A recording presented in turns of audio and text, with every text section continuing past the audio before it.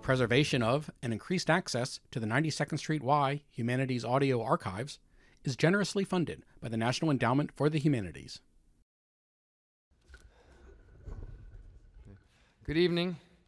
Welcome to the fourth and final evening in this year's Shape of the City series. As usual, the format will be a brief introductory talk with slides by our guest. The heart of the evening will be an informal conversation, and then the final portion will be your questions. Feel free at any point during the evening to jot them down on the cards you were given. If you were not given a card, an usher will be happy to provide one. Hold it up and an usher will collect them periodically and deliver them to the stage. I'm very pleased that our guest tonight is Henry N. Cobb, a founding partner of I.M. Pei & Partners, now, since last year in fact, quite appropriately renamed Pei, Cobb, Freed and Partners. He is a graduate of Harvard and the Harvard School of Design, which he served from 1980 to 1985 as chairman of its Department of Architecture. He has taught throughout his career, and indeed is one of the few architects who has managed successfully to blend teaching with not a small theoretical practice, but a very demanding practice at the forefront of corporate architecture. His work, of which he'll show you a brief sampling in a moment, includes such well-known buildings as the John Hancock Tower in Boston, the Johnson & Johnson and Pitney Bowes headquarters, both outside of New York, the former in New Brunswick and the latter in Stamford, the Allied Bank Tower at Fountain Place in Dallas, and a rare, but I hope precursor of more in the future, rare foray into institutional architecture, the Portland Art Museum in his native city of Portland, Maine. Harry Cobb is a commercial architect, a teacher, and what is rarest of all among people who combine those two qualities, very much a civic and an architectural conscience. Please join me in welcoming Harry Cobb. Harry? Thank you. Welcome. Thank you.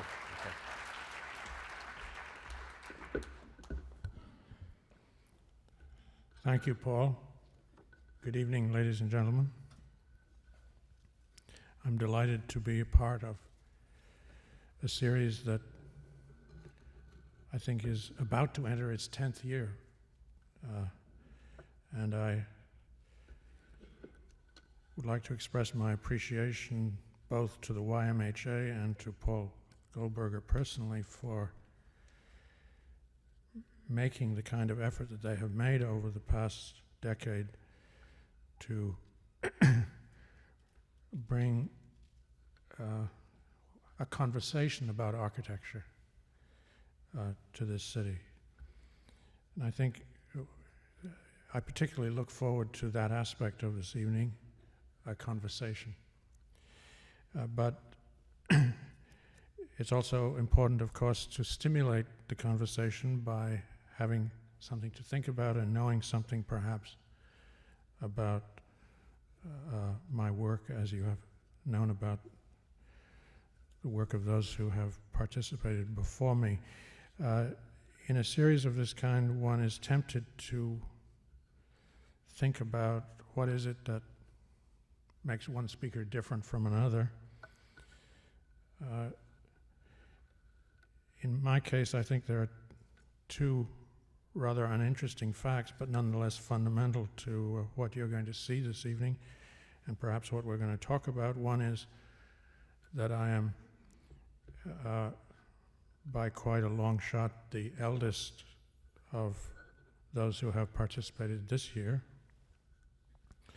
The other is that I am, as Paul has mentioned, that I have spent my life in a group practice dedicated mostly to quite large-scale urban building projects.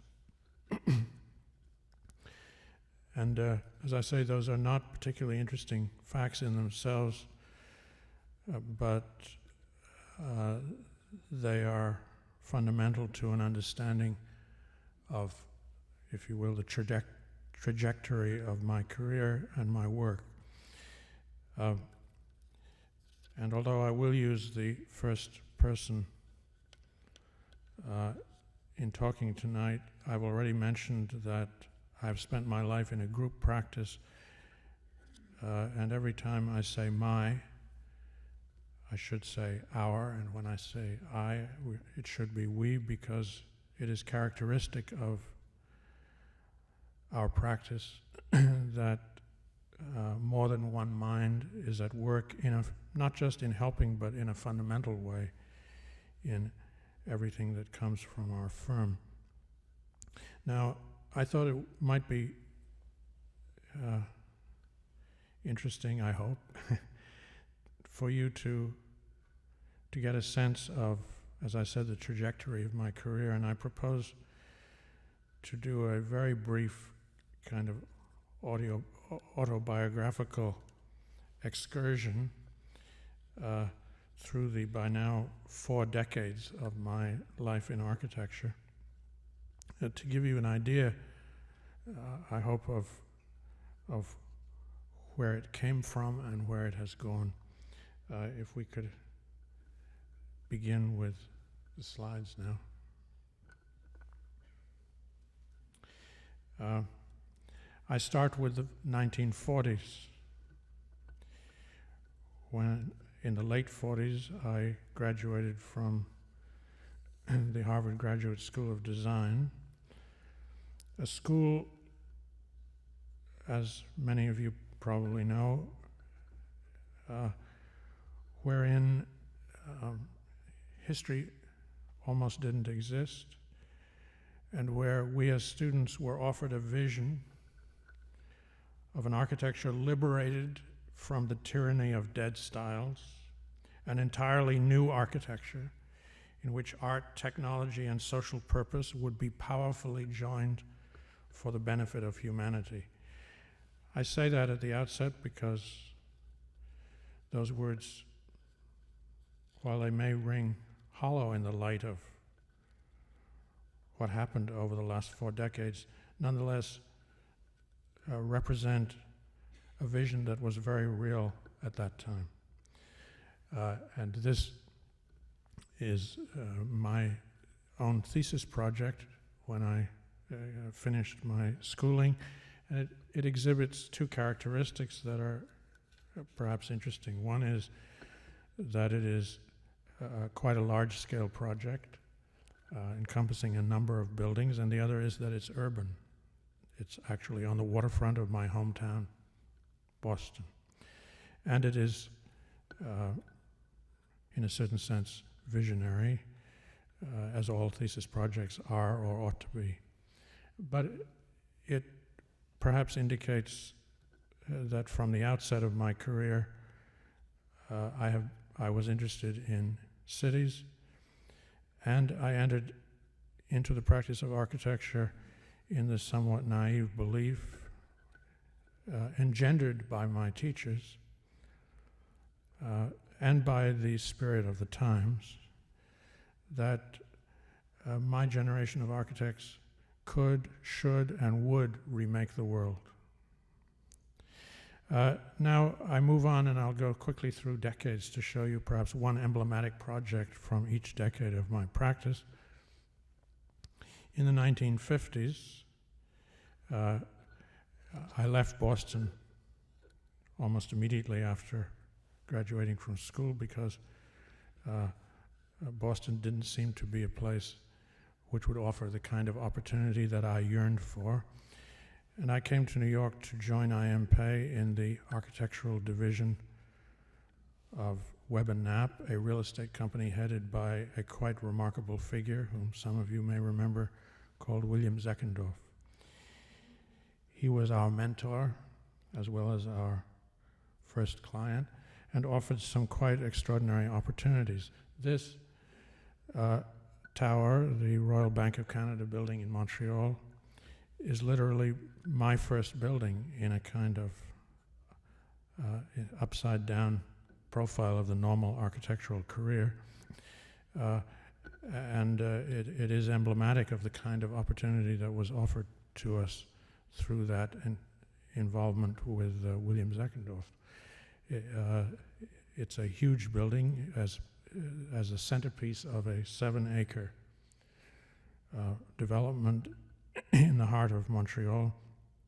And as you may imagine, it certainly more than fulfilled any dreams of any ambitions that I could have had at that time in my life. It also introduced me to an idea which has been very important to me ever since, namely that large building projects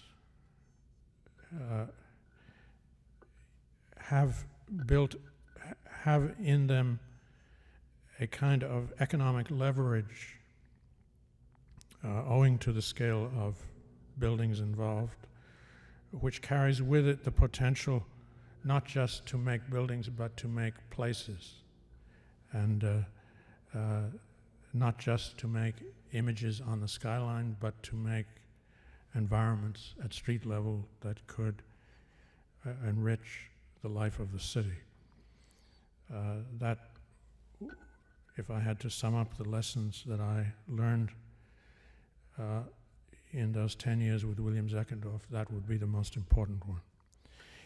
In the 60s, after our firm became a separate entity, no longer linked to the real estate company, we began a very diverse practice, and our practice has been characterized since its inception by diversity both in building type and in location.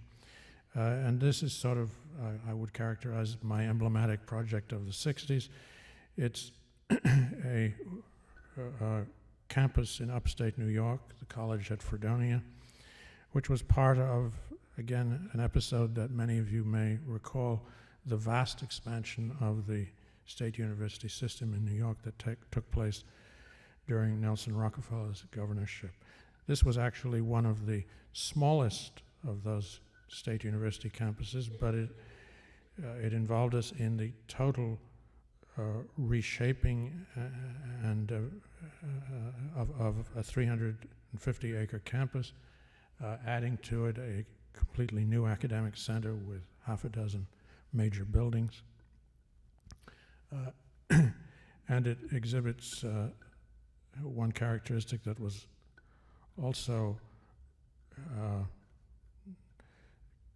quite common in that era, and in which our firm perhaps was one of the major pioneers, the use of reinforced concrete, cast-in-place reinforced concrete as the kind of principal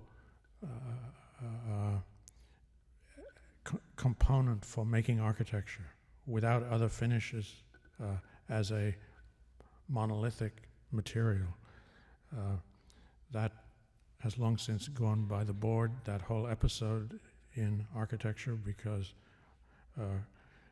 cast-in-place concrete became over the years so expensive that nobody could anymore afford to do buildings of this kind, though they were quite economical in that era. In the 70s,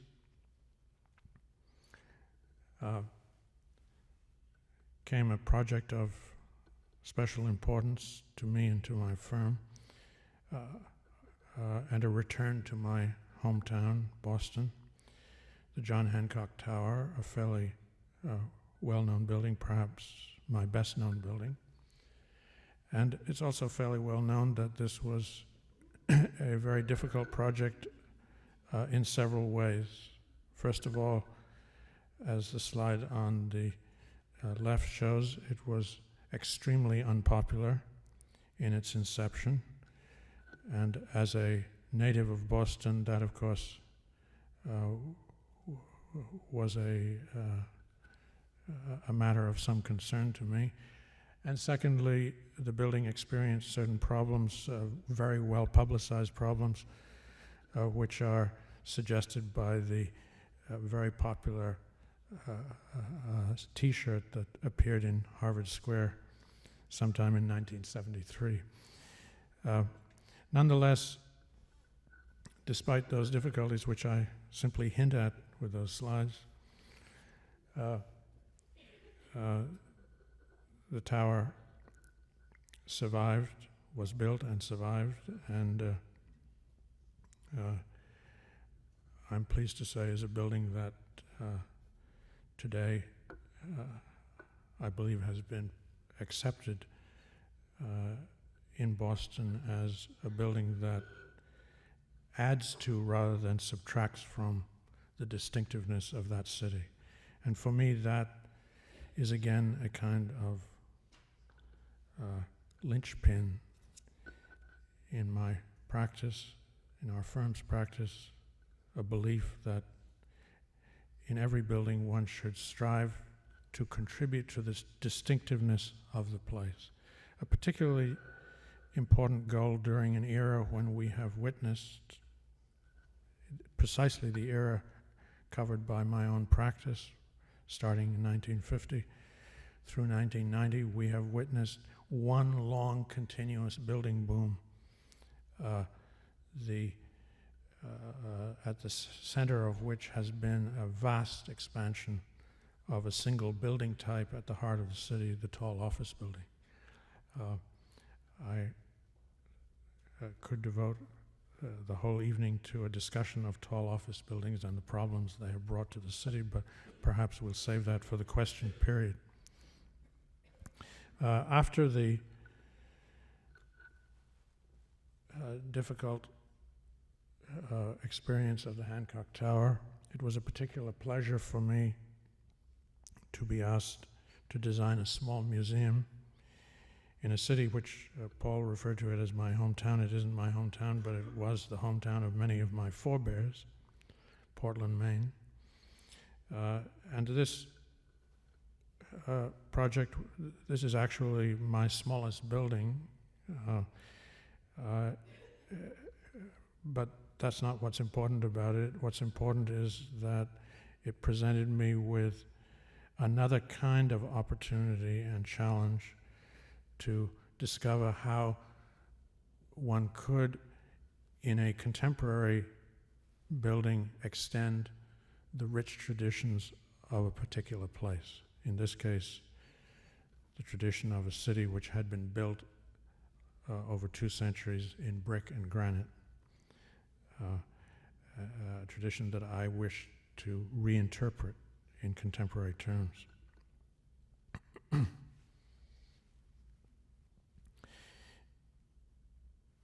Moving towards the 80s,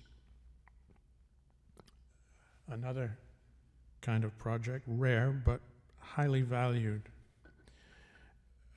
a project in which there is no building, but rather the task and the challenge is to shape and enrich the public realm of the city, that most neglected artifact in our culture, the public realm. This project is in Denver, Colorado, completed in the early 80s. The conversion of a major street into a transitway mall, about 3/4 of a mile long. And as I say, it involved no building. On the contrary, it involved trying to make out of what was a rather unattractive, traffic-clogged artery, a place that would bring people back to the heart of the city. And that transformation you can see in these slides. Now, After the Hancock Tower episode, I vowed that I would never design another glass building, but somehow unexpected things happen in life, and in the mid-'80s, 10 years after the completion of Hancock, I did in fact complete another all-glass building, very different, and it would take too long perhaps to talk about, but I think you can see just from the images how different the intention is. The Hancock Tower was designed specifically to be contingent upon its relationship to one of the great monuments of 19th century American architecture, Trinity Church, which was immediately adjacent to it. It was designed to defer to that important building. This tower in Dallas, as you can see, 2 were planned, but owing to the collapse of the real estate market, only 1 has been executed. This tower was, although built of the same material and in a certain way utilizing the same technologies and design strategies, nonetheless with an exactly opposite purpose, namely to assert itself as an icon on the skyline. And here again, you see some 30 years later, the continuing pursuit of an idea that I introduced in my first project in Montreal, the idea that there is both an opportunity and an obligation when one builds commercial buildings in the city to make places that attract people to the city. In Dallas, you can see in the slide on the right that this tower is set in a wasteland surrounded by parking lots, and the specific goal of this project, in which the landscape architect Dan Kiley played a major role, was to make in this desert a place that people would want to come to. And if those of you who know Dallas know that hardly anybody goes downtown except to go to work, this has become a place that people bring their children to on weekends, where bus tours stop, and it is, in a way, it has brought me a lot of satisfaction that in the process of making a major commercial building, one could also make this kind of a place. Well, now, what of the 90s? What of current work? My practice remains, as always, varied. This is a large and quite important building in the University of California at Los Angeles, the Graduate School of Management, located, as you can see, close to the original heart of the campus, in a site that is very sensitive environmentally, ecologically, and in terms of its architectural neighbors. And this is a building which has, as you can see in the slide on the left, been quite consciously fragmented to become, if you will, a 20th century version of the academical village, so that in the process of making a major building, we also make a very important new series of pathways and open spaces linking the upper and the lower portions of this campus. Again, this is for me a key objective in virtually every project. In what way can this building, aside from fulfilling its specific programmatic goals, contribute to the enrichment of the public realm in which it participates? All of us in my profession today, especially those of us who are involved in large-scale practices, must look abroad. Not much is happening around here. And this is one of our current projects abroad. Oops, I'm sorry. I'll back up for one moment to say that this building, not only in its form but in its materiality, is quite deliberately and consciously referential to the mid-30s buildings that were the first buildings on the campus and which are its immediate neighbors. This kind of reference to history and deference to history is something that I think you can probably tell from what I said in the beginning of my remarks would have been almost unthinkable to me at the beginning of my career. Now it is a really crucial consideration in every project. Well, to come now to the work abroad, this is a project in the center of the harbor of Barcelona, an extraordinarily beautiful site in an extraordinary city. And this project is interesting because it embodies, again, the goal of blending the making of a major commercial center as the harbor, the old harbor, is converted from shipping to more public uses. The effort is to blend a commercial center, in this case an international trade center, with public space and public use, a major passenger shipping terminal. Hence, in this project, at least as important as the buildings themselves, which of course occupy an emblematic position at the center of the harbor, at least as important as the buildings is the sequence of open spaces that will be created over the 20-acre area of this very large pier. Also in Europe, a current project in Berlin, in the heart of East Berlin. I think we will be the first American architects to actually build in East Berlin. Those of you who know Berlin would recognize the site. This is Schinkel's Schauspielhaus on the Akademieplatz, flanked by two churches.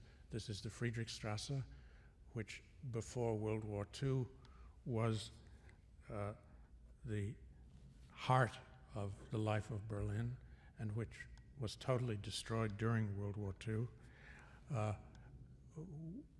We were invited to participate in a competition for the design of 3 blocks with the aim of reanimating the Friedrichstrasse. This was the city's goal, and we were one of the winners in that competition, and we are now executing the center component here. But our project was for a 3-block project, and here, and a major goal and a major interest for me in this project was the opportunity it provided to think about how the urban grid can be reinterpreted and reanimated by contemporary architecture. In this case, that involves not only the street, but also the creation of a complementary internal space, in effect making public space on private property, as well as bringing back life to the street itself. Well, you'll notice that in this brief story, New York City has been completely absent. And although our firm has built a number of buildings in New York, notably the Javits Center, which is the work of my partner Jim Fried, and several other projects, I myself have never built a building in New York. This project on 8th Avenue opposite Worldwide Plaza and just a few blocks from the RCA building, this project commissioned by the late Ian Woodner and Bill Zeckendorf Jr., the son of our early mentor, would have been my first New York building, but like everything else in New York, it's on ice for quite a while and perhaps may never happen. And finally, one of the really big disappointments in my life as an architect, and it happens again to involve New York, a project to which I devoted some 5.5 years, the reorganization, replanning of the entire central terminal area of John F. Kennedy Airport and the construction of a major central terminal building complex, really, at the heart of the airport, which would have tied together all those disparate elements which are now disconnected and which, as we all know, really don't work. The idea was finally to make Kennedy Airport work, and above all, to bring together in one building an array of functions which would finally make New York a worthy gateway in the air age to North America, a kind of, if you will, Grand Central Station of the air age. This was a truly important project in terms of the public life of the city, and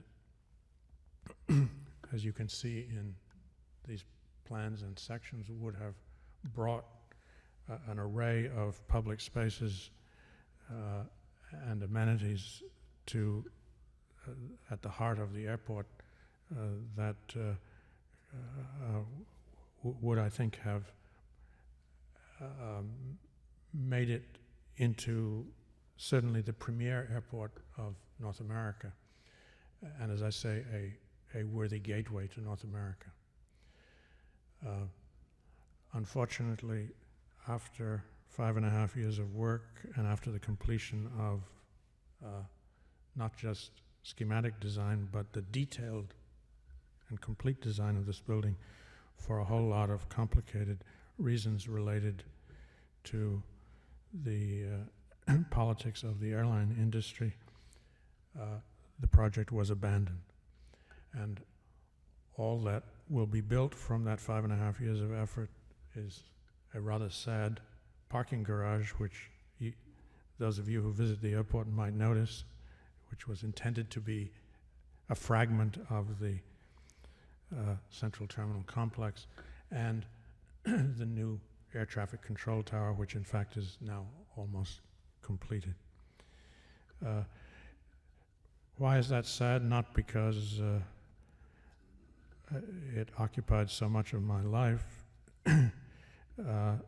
nor because we lost a big commission. That's not why it's sad. It's sad because it is so rare and has been so rare throughout my entire life in architecture to have a commitment to enriching and shaping the public realm as opposed to simply adding more and more private office space. That's, for me, a tragedy that this project could not go forward. And indeed, it could have done a lot, I think, for the New York City economy at this particular moment. Nonetheless, life goes on despite these disappointments. One thing about architecture is that whatever happens in one project, there are always other challenges to follow. And one that is particularly engaging me at this moment One slide just went off, I think, but is a challenge that brings me back to my hometown on a site just a few hundred feet from the location of my early thesis project, which was just about here, right here, on an extraordinary site facing downtown Boston. We have been commissioned to design the new federal courthouse. And this, of course, is again a challenge of particular interest to me because it compels me to reflect on and find an answer to the question, how is it possible in our age, with the burden of bureaucracy that has fallen on all of our institutions, how is it possible to find a worthy and a noble architectural expression for an institution that certainly needs to be given the kind of presence that shapes the values and the image that people have of the city. So I mentioned that I can't show you pictures. First of all, it's in a very early stage, and secondly, none of it has yet been made public. But this is the site and the project bringing me back once again to my hometown, which most engages me at this particular moment. Now I'll stop and hope that some of this will have provoked some conversation and some questions. Thank you.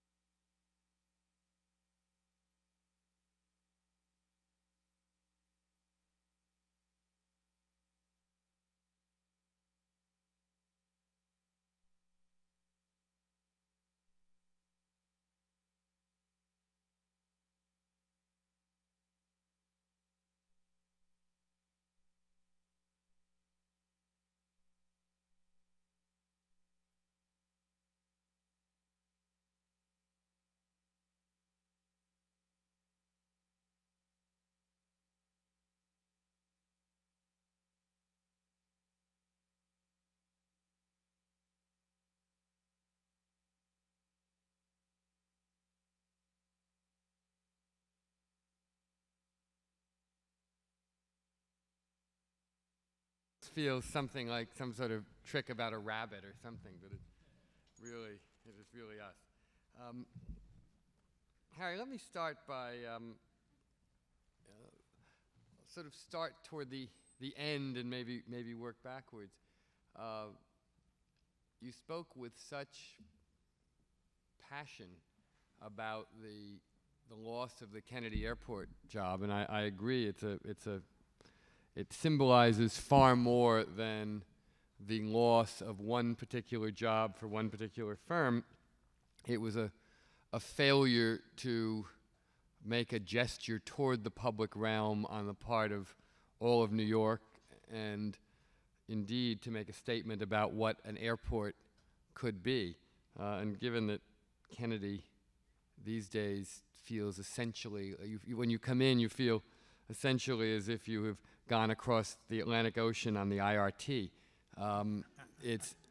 It would have been particularly urgent to correct that in some way suitable to what that airport should be. But then your decision to end your introductory presentation with that very hopeful slide of Boston makes it impossible not to raise the question of New York as an arena of disappointment and Boston as an arena of hope in some way, which seemed to be the message you were giving us. Is that in fact the case for you? Curiously, I think it is, and the ironic aspect of that is that as I hinted at,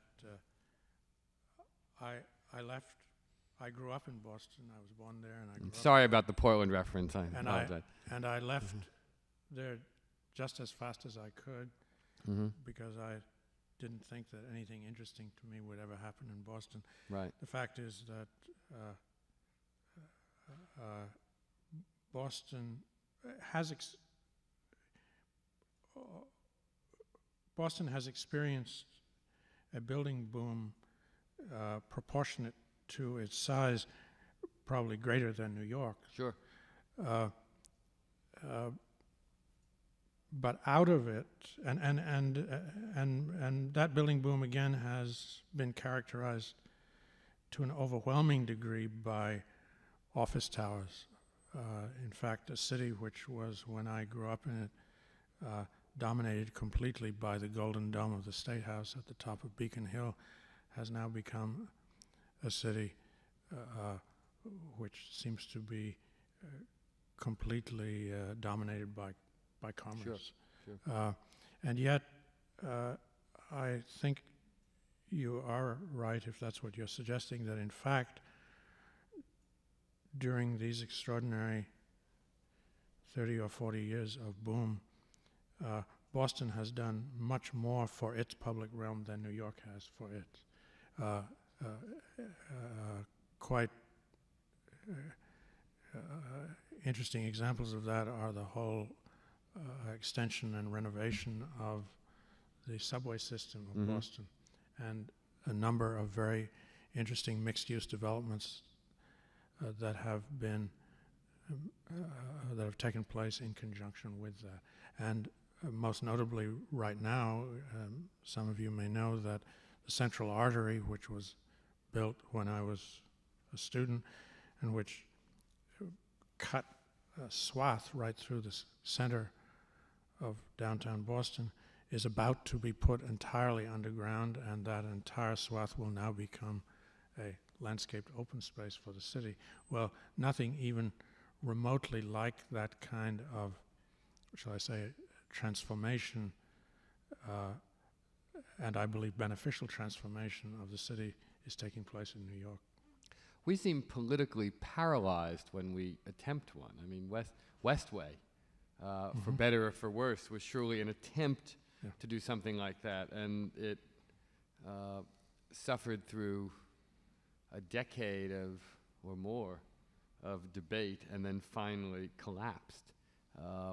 It seems as though we have become so suspicious in New York of any large-scale gesture of any kind that we tend to defeat them all, the good ones and the bad ones, or so fearful of the bad ones that we would rather not have the good ones.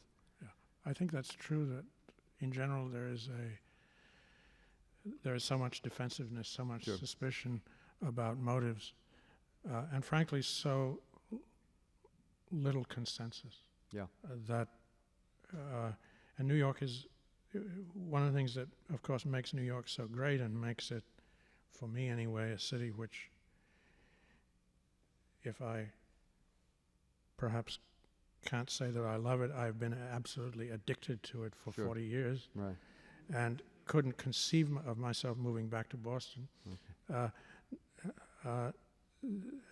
It is great and fascinating precisely because of the extraordinary mix of motivations and interests and people that are found here, and it is the particular way that mix takes place, for example, on the island of Manhattan, that makes it so difficult.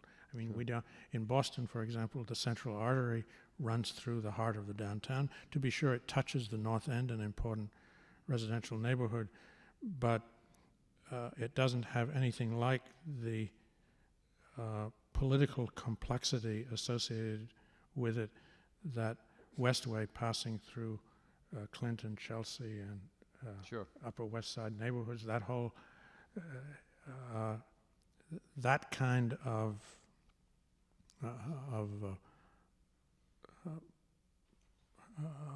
political complexity simply doesn't exist in Boston.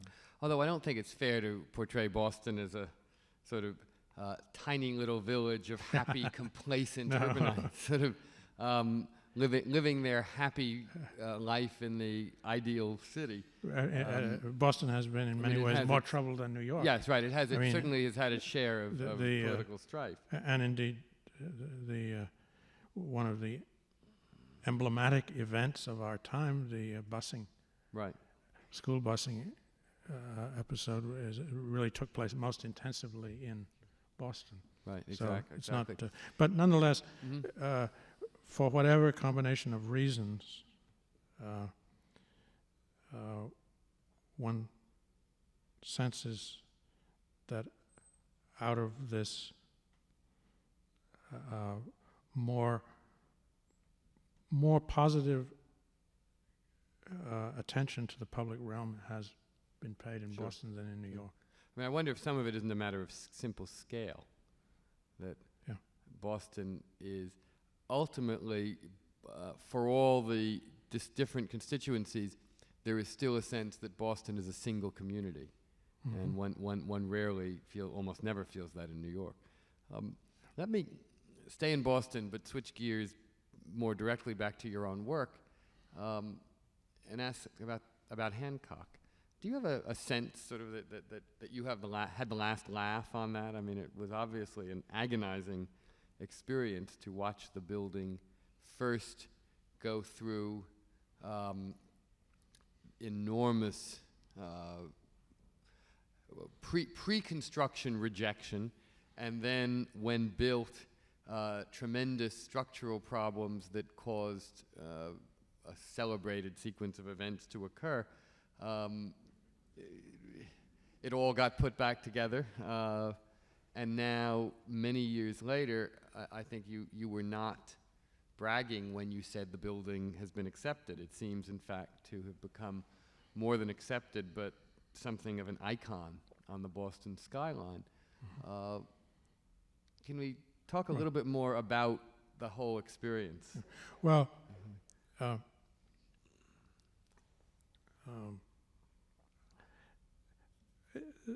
there's no doubt in my mind that if, to the extent that the Hancock Tower might be considered an emblematic building of a certain era, and probably the end of an era in a way, Right. It's because the problem was so difficult, seemed nearly impossible, that it forced a kind of intense concentration, a kind of exclusion of all superfluity, that I think, from my, if I would express my feeling as an architect, it is that the pressures brought on that project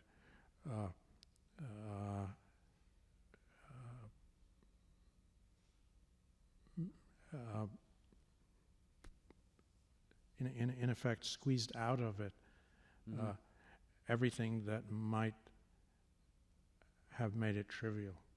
And therefore, the one thing that you said that doesn't, when you say the last laugh, to me, the time when it was important to laugh about Hancock was during those troubles. That's why when my daughter produced that T-shirt from Harvard Square, that was a good moment for me in a very difficult time. But to me, I admire your ability to see the humor in it. It's easy in retrospect, but could not have been easy at the time. People love, of course, it was a building for a while that people loved to hate because it was the largest and tallest building in Boston, built on an extremely sensitive site, and built at a time when, at exactly the time when big was bad. Right. Abbie Hoffman loved to stand in Copley Square and shake his fist at the Hancock Tower and say that is the enemy. It became emblematic of being the enemy, and when the technical problems arose and the well-known failure of the glass, this seemed like a just comeuppance. It seemed like a kind of perfect... Right, almost like a morality play. Yes, and to get through that, and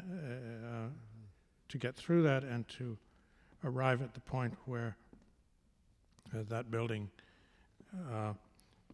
is now seen as pretty much, shall I say, fixed in the imagery of the city, and not in a negative sense, is a source of great satisfaction to me. But I have to say again that I don't ascribe its merits to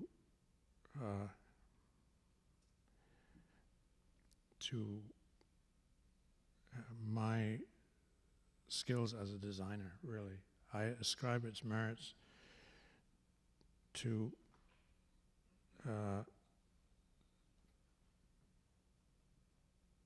the unrelenting single-mindedness that was forced upon me by the difficulty of building that enormous building next to such a significant monument. There was just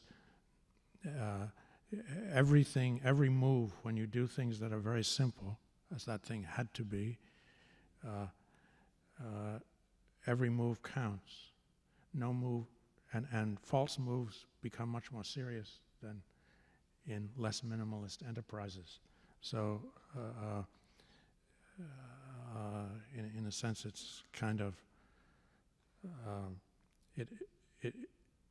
if it is a significant building, it's because it presented a particular kind of problem in our culture in a particularly emblematic way, and thereby forced a particularly emblematic solution. And by the way, it reminds me of something that I think it's very important to say about architecture.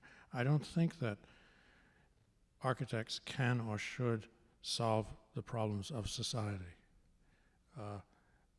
We build what society asks us to build. Now, you can say there is a point, of course, where an architect may choose to decline a project. And indeed, most of my colleagues in Boston genuinely felt that I should have refused that commission.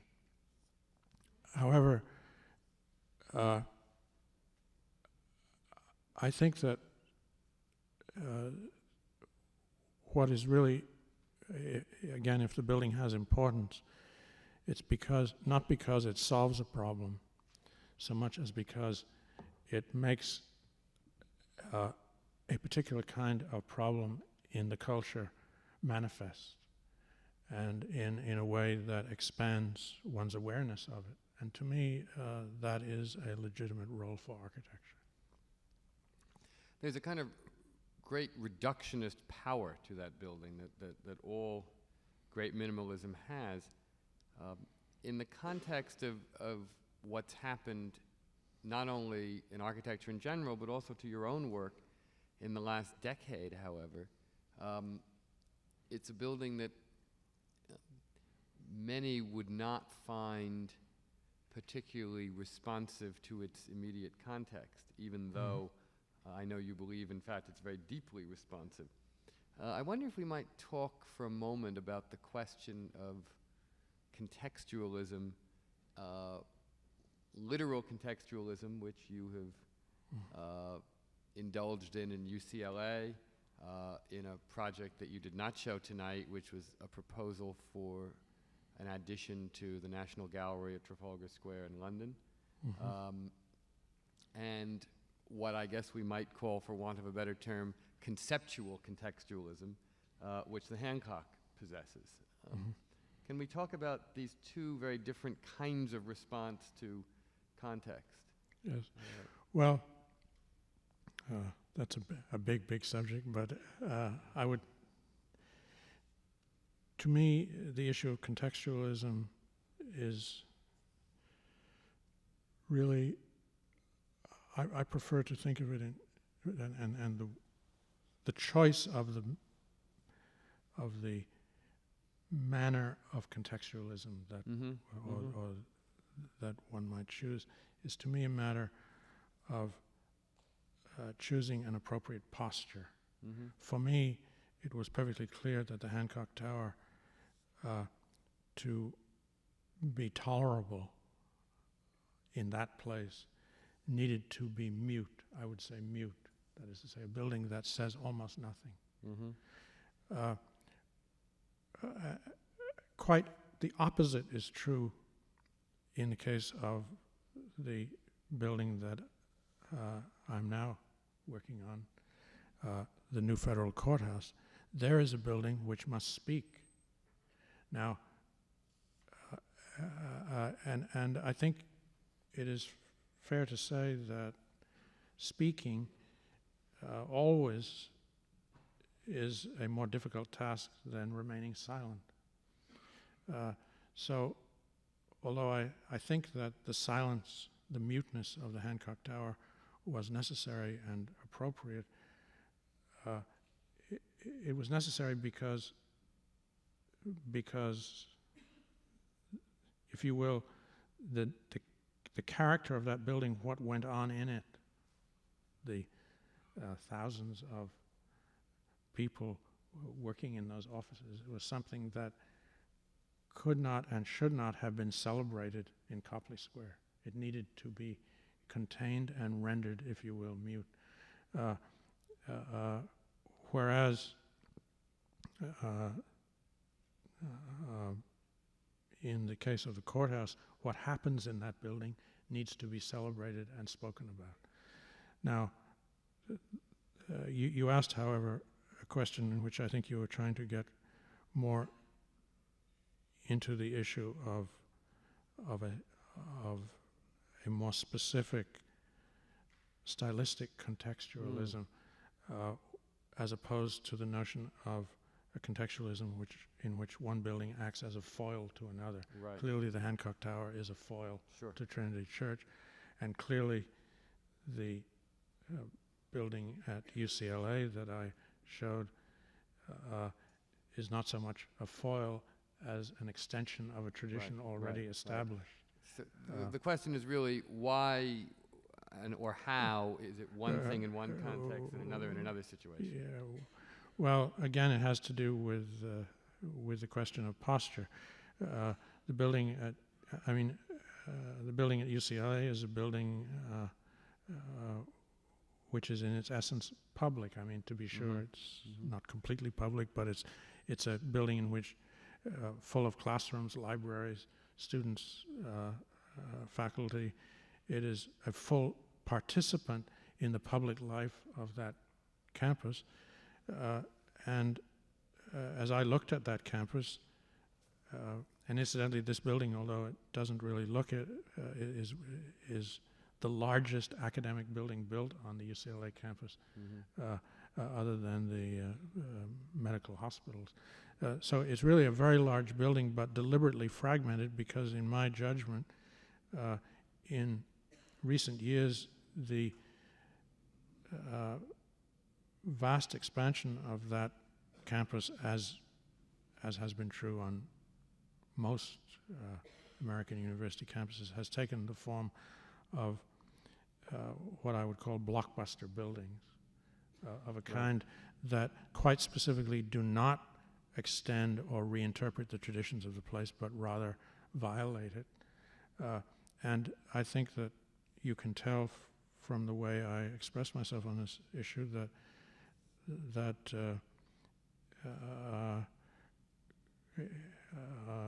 the notion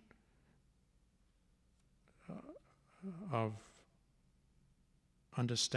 identifying, understanding, and finding ways to extend the traditions that have made a place distinctive is, for me, a key goal, which I would never have been able to say, and never would have thought of saying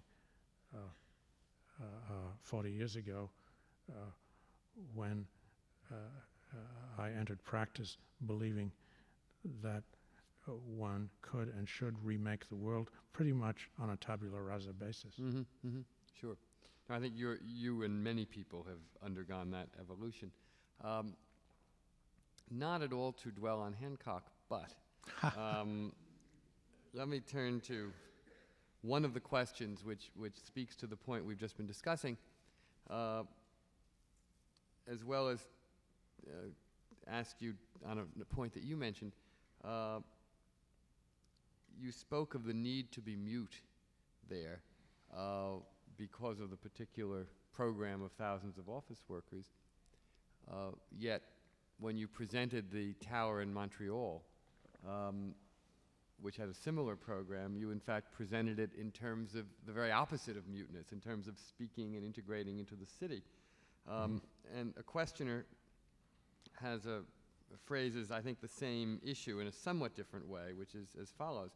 If your concern is in the enrichment of the public realm, then why is the street level of the John Hancock so severe? Yeah, a very good question. And the answer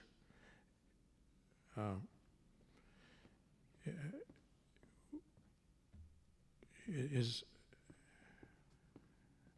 a question of priorities. And here one could disagree with my priorities. But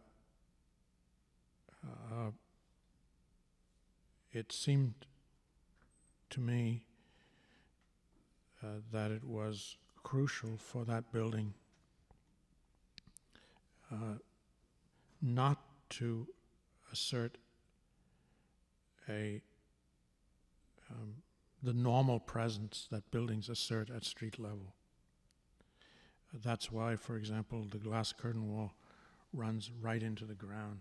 You don't even know that there is a lobby behind it until you enter into the building and find that it's a tall space. The one thing that I've always felt compromised the building is, in fact, the fact of the door.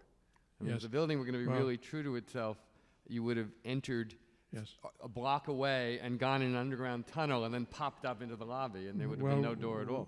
We used to say quite seriously to ourselves when struggling to find a way to enter the Hancock Tower that the perfect way to enter would be to enter into Trinity Church, walk to the crossing, go down an escalator, and under the plaza.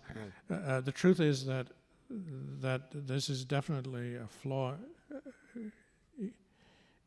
in the building, although it's a flaw that I think has been somewhat improved since you may know that the whole entrance and the canopies that make the entrance have been reconstructed. That's the only thing that I have done subsequent to the construction of the building. The bubbles are no longer. The bubbles are no longer there, and they've been replaced by a single canopy. But nonetheless, it is very severe, and the severity of it is a direct result of my feeling that in this situation the muteness, the minimalism of the tower had to be uncompromised and unrelenting. And that's simply because of the sheer mass of that building. Everything about it, its shape, its orientation, its cladding, in which the third dimension has been totally excluded, everything was done with one aim and one aim only in mind, namely to make the building an appropriate neighbor to that church and that square. Now, appropriate could and should include a place that doesn't blow people off their feet.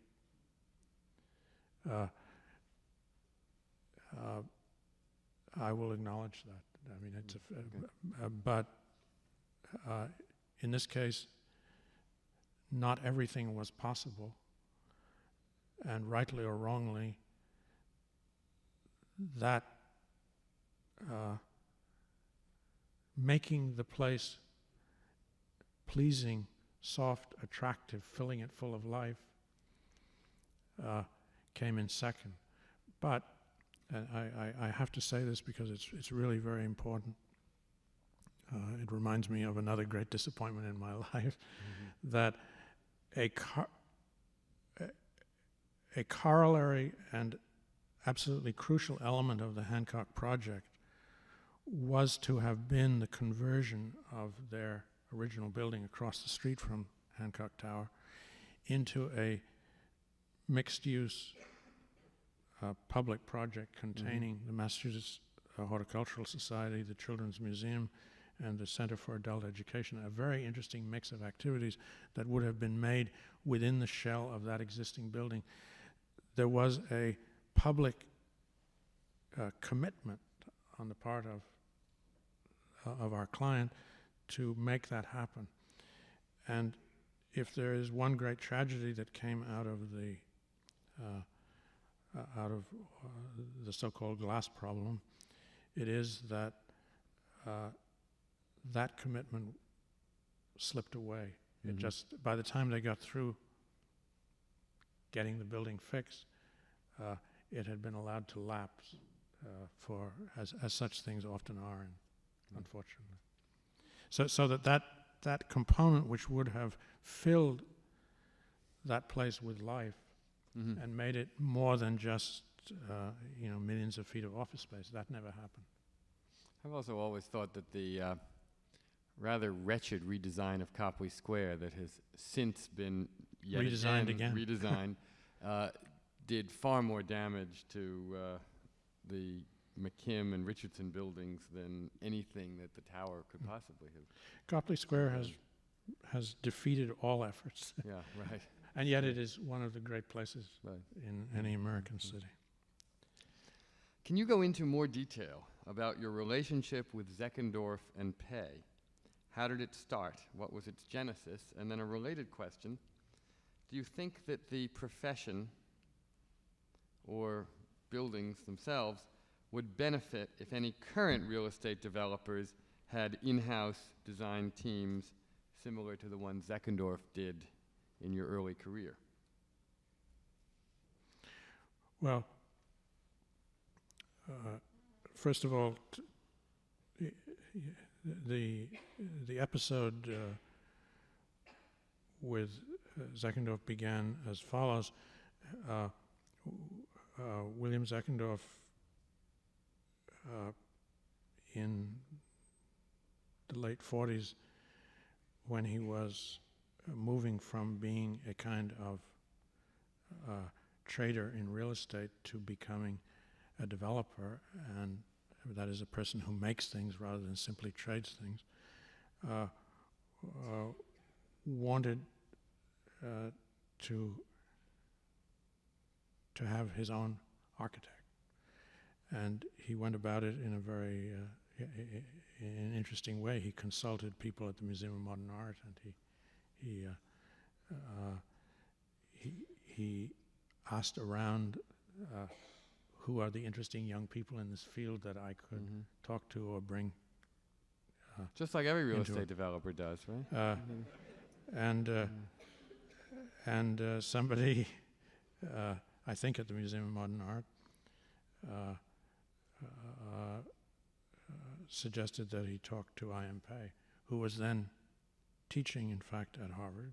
In fact, he was one of my design critics. That was back in 47 and 48.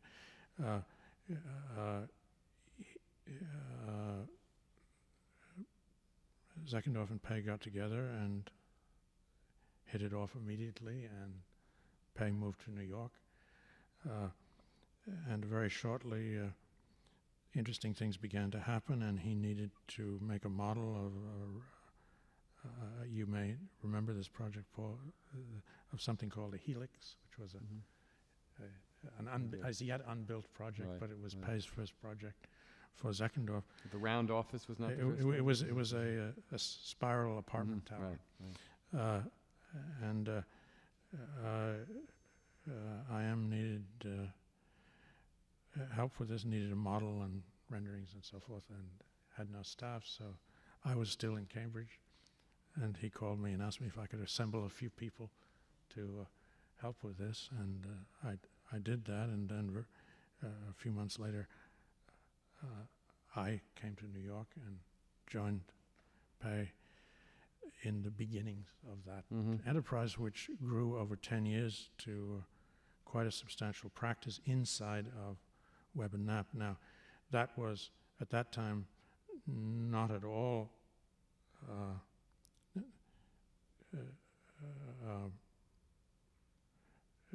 a proper thing to do within the context of the profession. It was frowned upon. And in answer to the question of should it be encouraged, I think that, well, first of all, since that time, the profession has branched, and of course now many architects are in fact developers. I personally have never thought that was a good idea. I think that I know as much about development as any architect alive, but I know that precisely because I know about it, I believe that the key to successful and good development is the interaction of more than one mind and more than one interest. Therefore, for me, the idea of collapsing into one mind the role of developer and the role of architect and the role of financier and so forth is a very bad idea. I think that what made it exciting to work for William Zeckendorf Sr. Was precisely that he understood and took enormous pleasure from the fact that a number of minds were at work bringing different points of view and different perspectives and different kinds of creativity to the process. Unfortunately, far too few developers really understand that. And I think far too few architects do also. It's bringing a number of minds to bear that always enriches something. You can't have significant architecture in the city that is the product of one mind, in my judgment. So the relationship is not so important, I don't think. The question of whether it's in-house or not in-house, how you go about it. Sure. What is important is the understanding on the part of all those involved of the creative contribution being made by the other participants. Good. I admire, I should say, before we go on to the next question, your reference to the Helix apartment house as yet unbuilt.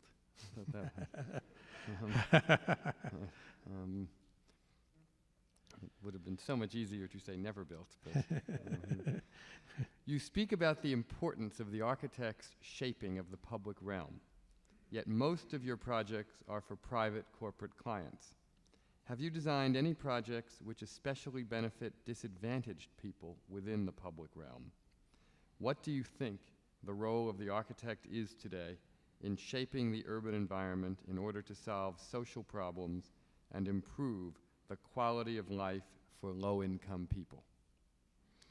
Well, to answer that, the first answer to that question is that we have done far too little. We have done a few things of interest in that area, but here again, a lot depends on the initiative of others. During the 60s, mid-60s, it may be recalled that Robert Kennedy made a major initiative in New York City, in Bedford-Stuyvesant. And we were a part of that effort, and the work that we did there was among the most satisfying of anything that we've ever done. And again, it was almost entirely devoted to improving the public realm so that people who live on those streets could finally get financing, which was not available to them, so that they could own their homes, and so that the place would have would be able to achieve much more important than environmental improvement, social improvement. And but I think that it is one of the great failures of our culture and one of the great failures of our profession that far too little attention has been devoted to this, and far too sporadically. I mean, it's just that, frankly, since Robert Kennedy made that initiative in New York, there hasn't been a great deal. There have been very interesting efforts in the Bronx. We have not been a part of those. But to come back to another aspect of that question, which has to do with what is certainly the case, that a large part of my practice and our firm's practice has been devoted to corporate projects. That is true, but it is not, one should not draw the conclusion from that such projects don't offer the opportunity to contribute to the public realm. I would, in fact, some of our most important projects, one that I didn't show, but you referred to earlier, the headquarters for Johnson & Johnson in New Brunswick, was at one and the same time a major corporate headquarters and a very carefully thought through strategy for bringing back the downtown of New Brunswick. And the whole design of the headquarters complex was motivated, if you will, by a concern for the way in which the development of that particular land in the heart of that declining city would somehow not just save the employment base there, but would help to revive the life of the town. That's a good point. Let me switch to a question about a non-corporate building. Con on the Cobb was the note on our bulletin board in our office, scrawled next to an image of the Portland Art Museum. How latent is the influence of Louis I. Kahn on this project? I think it's more than latent, it's very palpable.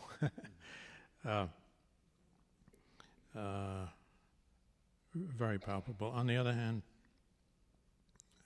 other influences are there too, most notably Sohn.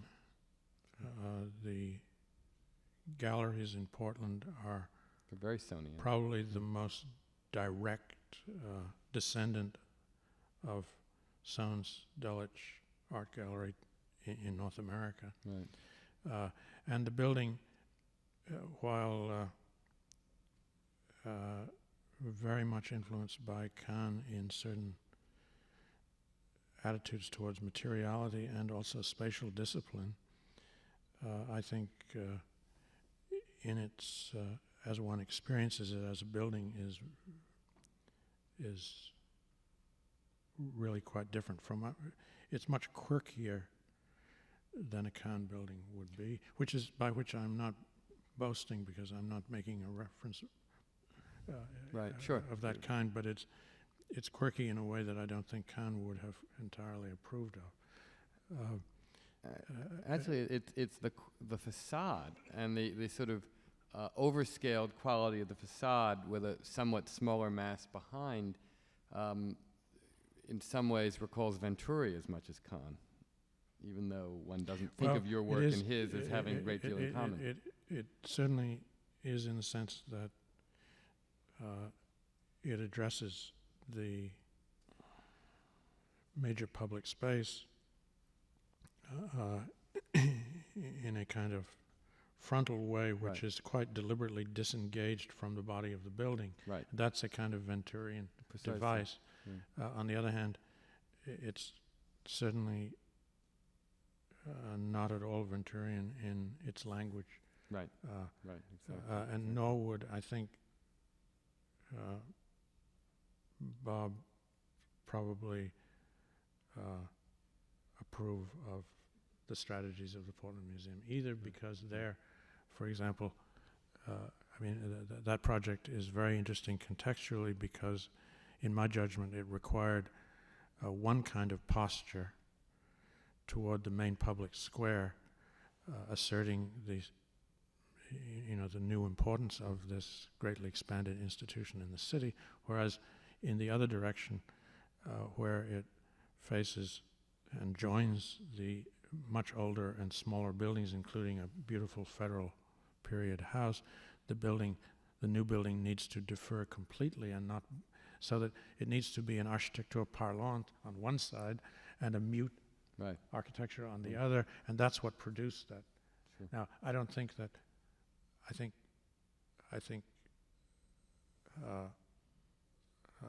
there's a kind of elemental, I would say, kind of fundamentalism in that Bob wouldn't share, Right. and a kind of quirkiness that Kahn wouldn't share. Right. Right. And I think that's nicely put. How does the design process work in your office? Do you do any drawings? Do you give instructions and have others create what you want? How does this work? Well, ours is a large practice, and one often gets questions of this kind. It's difficult, it's impossible to describe. I used to tell my students at Harvard that the practice of architecture at the scale at which we practice it is almost a conceptual impossibility. There's a paradox that is inescapable there, namely that on the one hand, in order to be able to address certain building problems which we have always felt it important that architects address, large-scale urban development problems, large-scale public buildings. It has always, I suppose that the glue that has held our practice together, our partnership together over all these years, is largely composed of that shared conviction that architects need to equip themselves to deal with large-scale and significant building problems, and in order to do that, they have to have a certain range and depth of resources, a kind of apparatus. Now, that apparatus brings with it a tendency towards institutionalization, which is a constant threat, if you will, to the making of architecture. This is partly because, again, the predicament of architecture in the culture is that architecture is the product of power, always has been, and those who have the power and the resources to build generally expect architects, or want, whether consciously or unconsciously, want architects to somehow live in the same culture that they live in.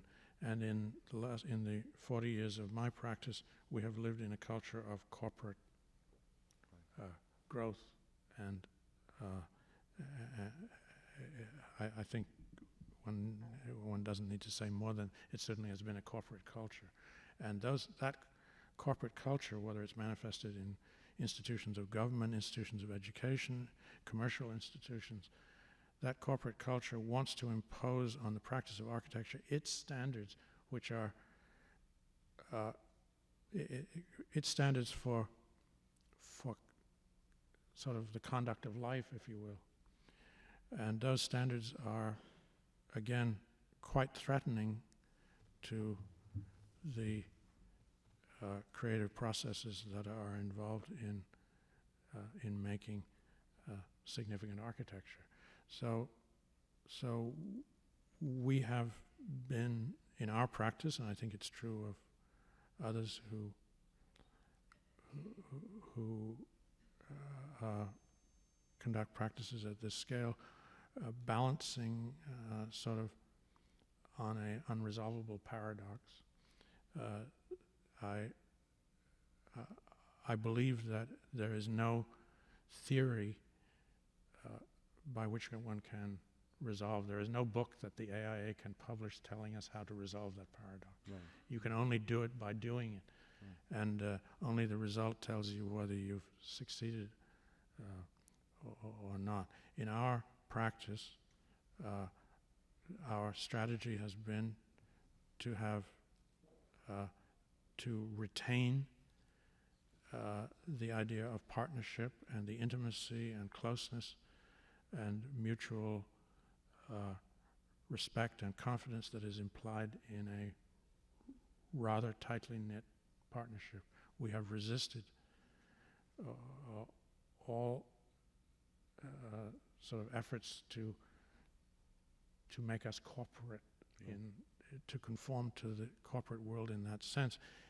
Very few practices of our scale are not corporate, but ours has remained a partnership. On the other hand,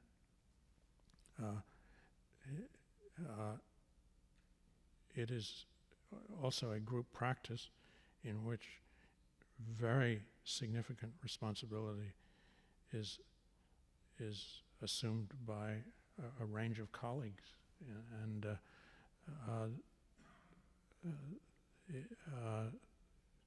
to the extent that significant works come out of such a practice, it is, again, not owing to one mind ever, it is owing, or one hand ever, it is owing to the ability of a group that has worked together over a number of years to function in ways that, again, nobody can define or prescribe. Right. If you have to start running it as a corporate business, it's finished as far as architecture is As far as a concerned. set of values that you believe in are concerned, right? Let's conclude with a question that takes us a little bit away from your own work, but I think will offer plenty of insight into the issues that we've been talking about. You've talked about how your ideologies have changed since you graduated, yet certain tenets of your practice have remained fixed. Whose work did you admire when you graduated from Harvard? And whose work do you admire now, and why?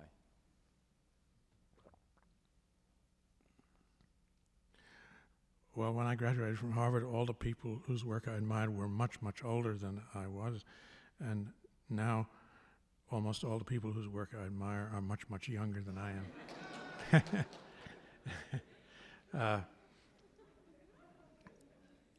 Of course, and again, this is what I often find myself saying to students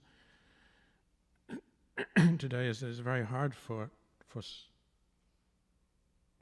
students today to understand that in the late 40s there was not the flood of publications, glossy publications, that simply inundates one today about architecture. There were, in those days, which was, when Harvard, because of Gropius, was, if you will, leading the revolution, for better or for worse, in architectural education. History,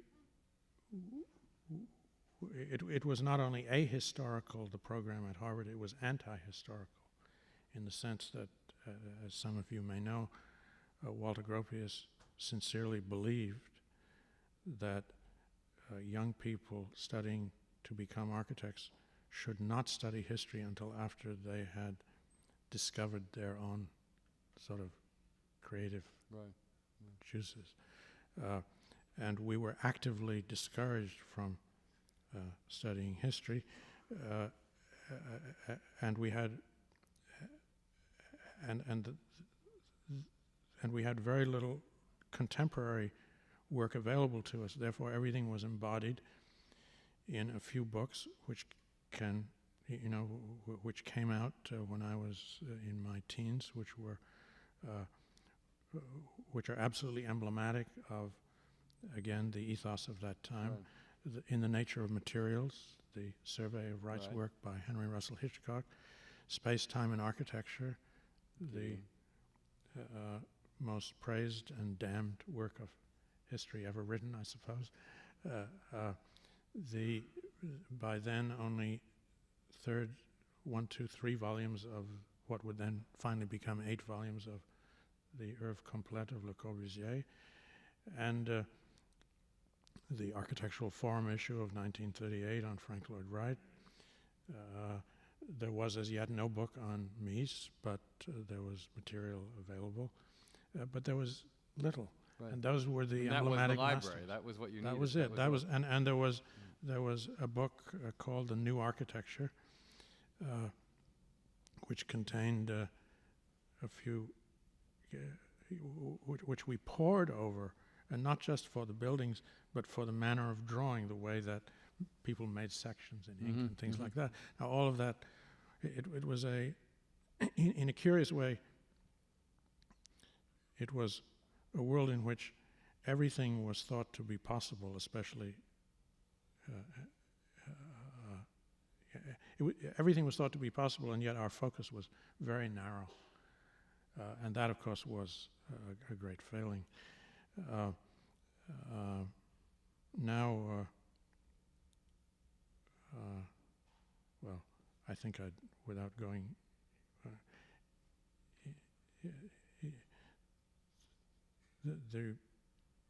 I tend to be among the optimists about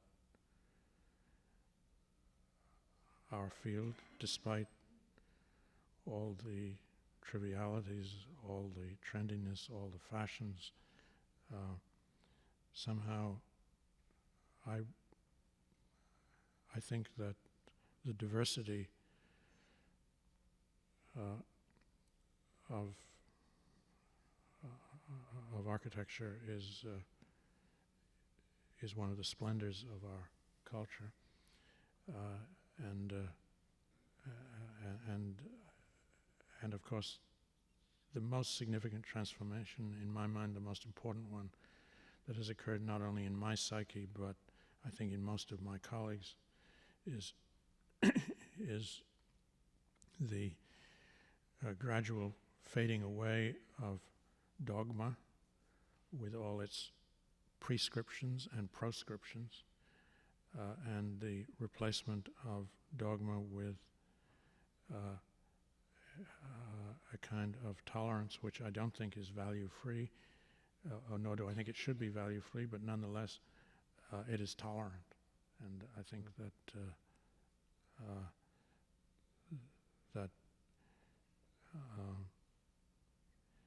it's I continue to be encouraged when I go to schools and see what's happening. Great. Wonderful. That's a wonderful note on which to end not only this evening, but a very good season of 4 stimulating and exciting evenings. Thank you very much, Harry, for being here tonight, and thanks to all of you. Thank you. Thank you. Okay.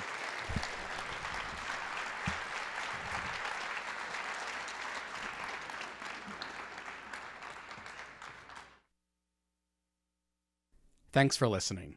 For more information on the 92nd Street Y, New York, and all of our programs, please visit us at 92ny.org.